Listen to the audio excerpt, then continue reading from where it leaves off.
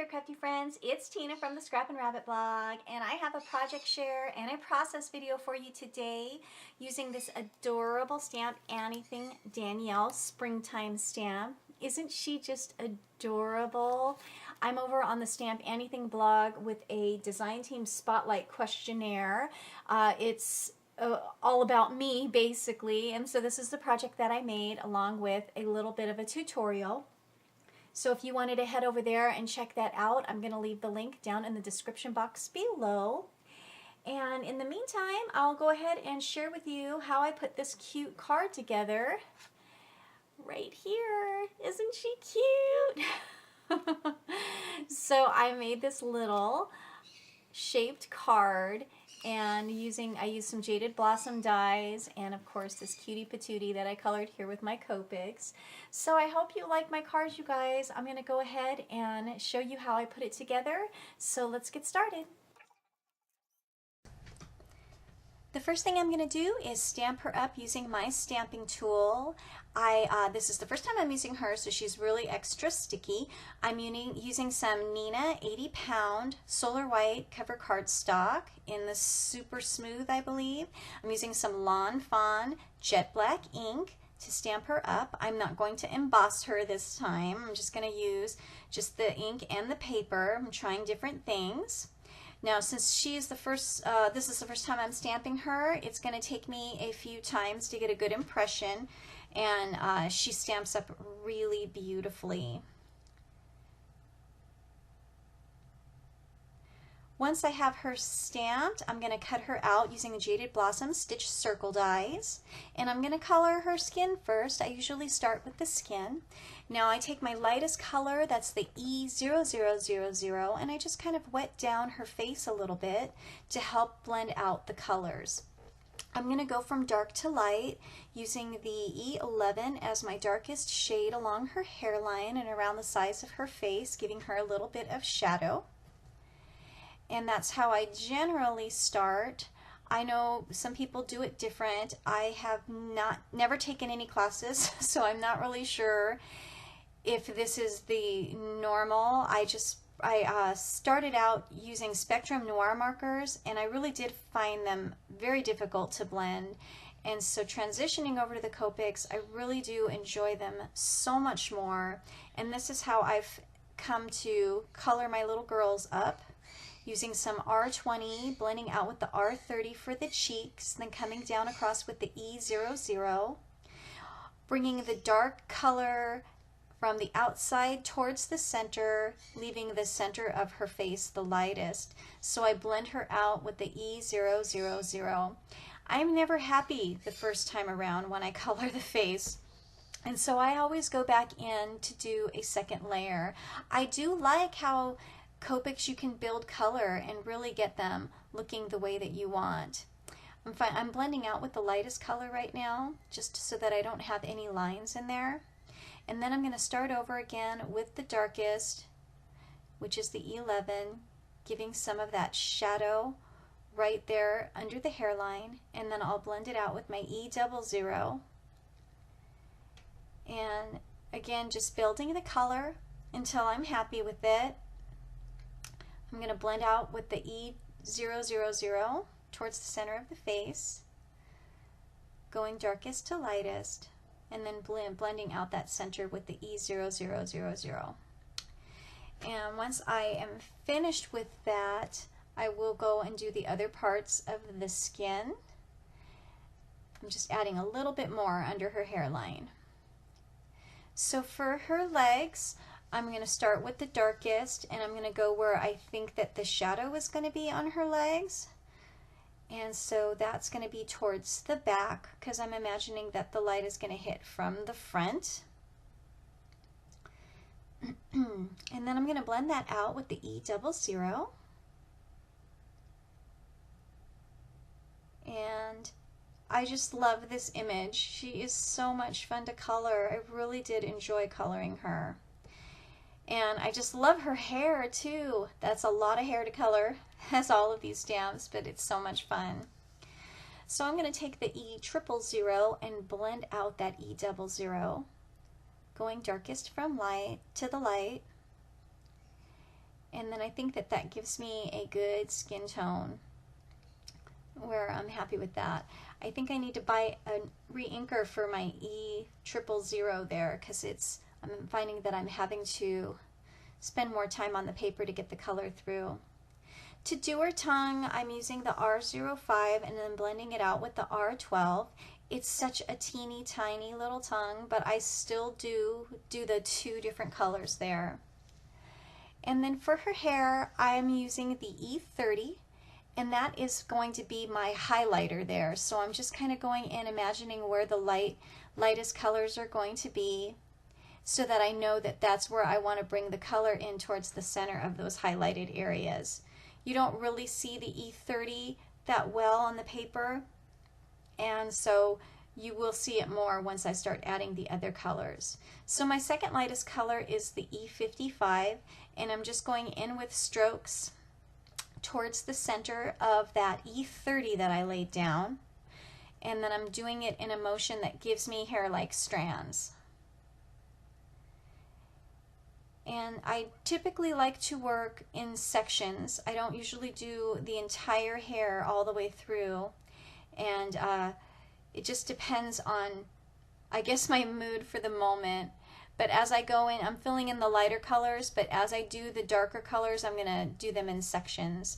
And there I kind of changed the angle that I had done the strands. I initially did them sideways and had to redo them.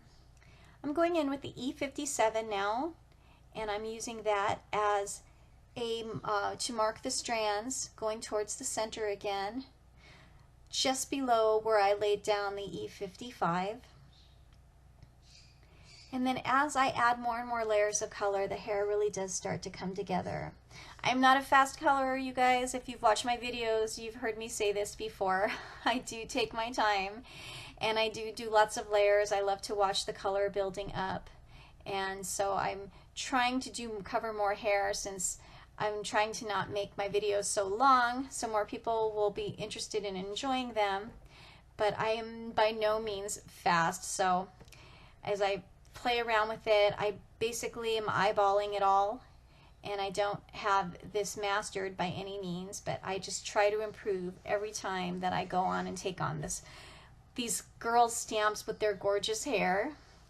I'm laying in the darkest color now, and that's going to always go from the edges in, and then I'll blend that out with the E57, and then come back in with the E55 to blend out towards the center, and then start again on the opposite side with the E59 from the edges in, and then I'll blend that out with the 57, and then blend that out with the 55,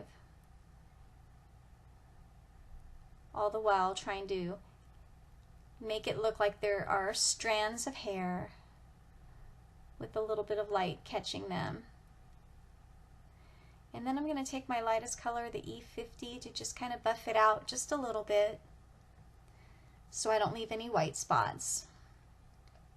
I'm going to go ahead and take on each section, repeating the same, starting with the E59 from the edges towards the center, blending out with the 57 and the 55 and then the E30 to kind of buff it all out.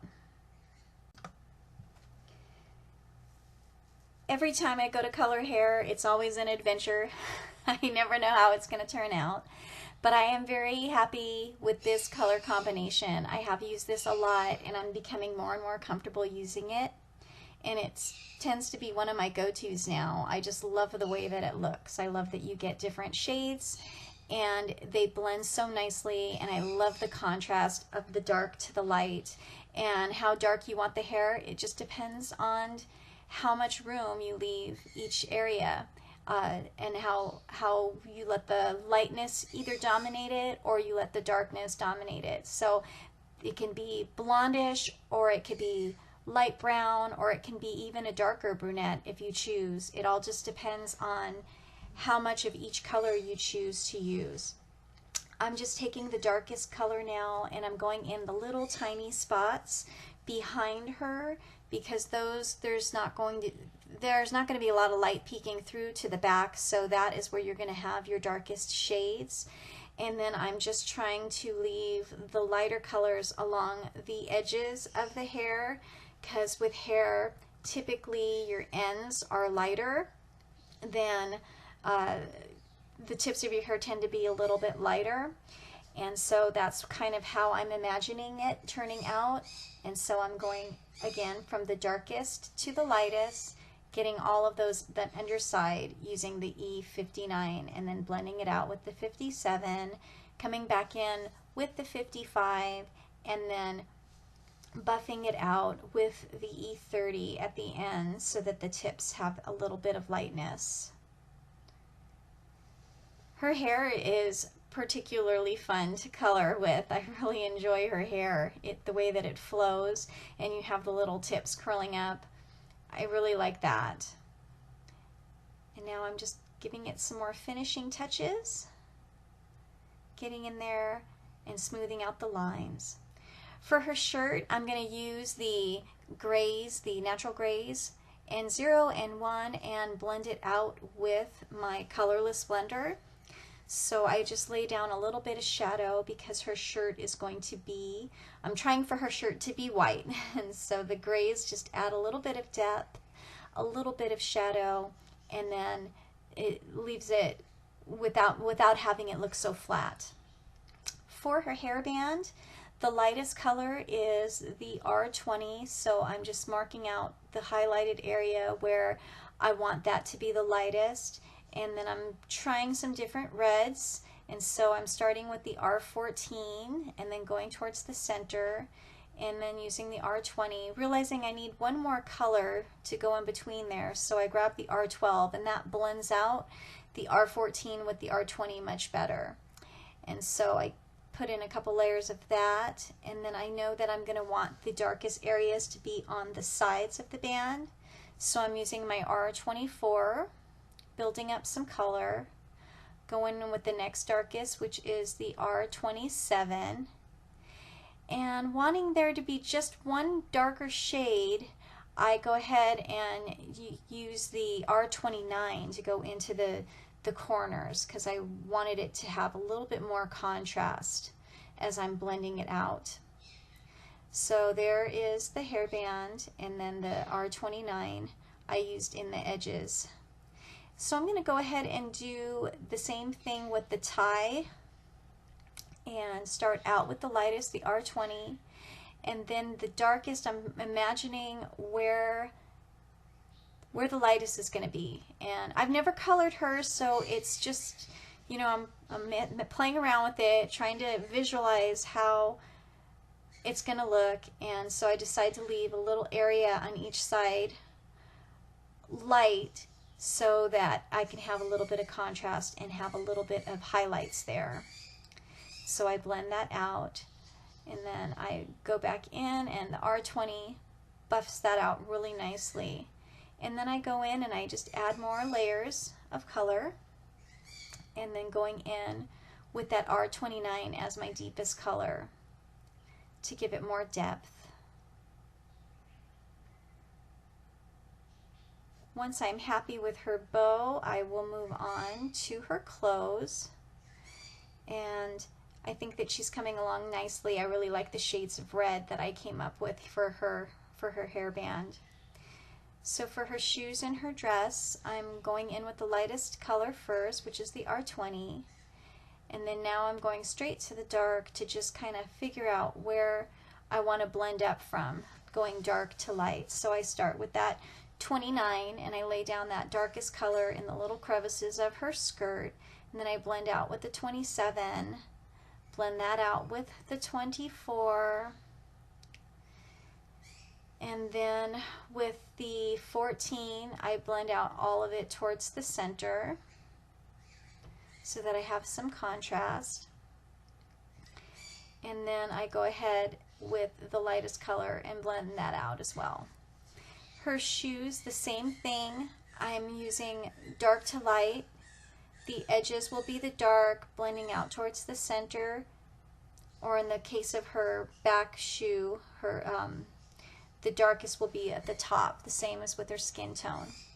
I'm going to go ahead and color up that little ladybug just by dotting in a little bit of color because it's so tiny. To make the base of the card, I use the Jaded Blossom Scalloped Circle dies, and I basically folded a card base in half, and I took the largest scalloped circle and I laid it over the card base, leaving just the edge open so that that way I would have that that edge of the card there not getting cut off. And so that is my card base. And so I cut out the same size scallop circle as a layer to go on top of that. And I'm just trying to figure out exactly how I'm going to do it. I think I'm going to have it set up straight like that and open from the bottom up. I used this Doodlebug Design polka dotted paper to cut out the next size scallop circle, and as well as a solid black cardstock piece to use as layers for my card base. I chose this little sentiment here, and it is from my creative time, and it's going to go on this little teeny tiny tag, little banner, and it says hello there, and it stamps wonderfully with some VersaFine ink.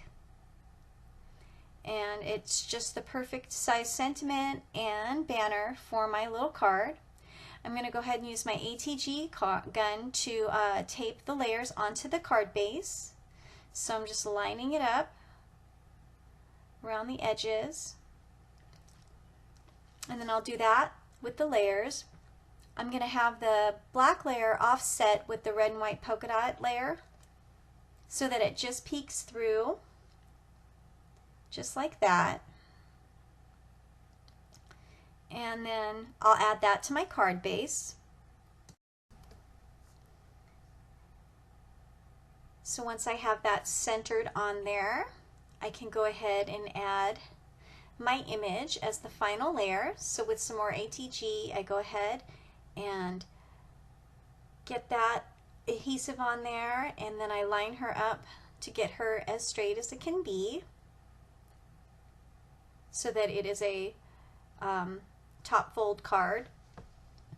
Now I'm going to add that little banner, so I'm going to use my Zig 2-way glue and to layer those two pieces together.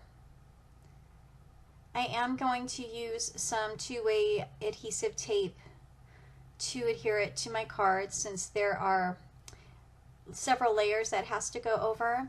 And then I'm going to add this little Doodlebug Designs heart over the hole on that little banner. And then I think she's coming along cute, but I know she needs some sparkle, so I'm going to use my Spectrum Noir sparkle marker to add some of that beautiful sparkle to her hair tie and to the little ladybug on her shirt. And that is it. That is my finished card. So I want to thank you all so much for coming by my channel and watching my tutorial. I hope you liked the card. I hope you have a wonderful day, everyone. Until next time, happy crafting. Bye-bye.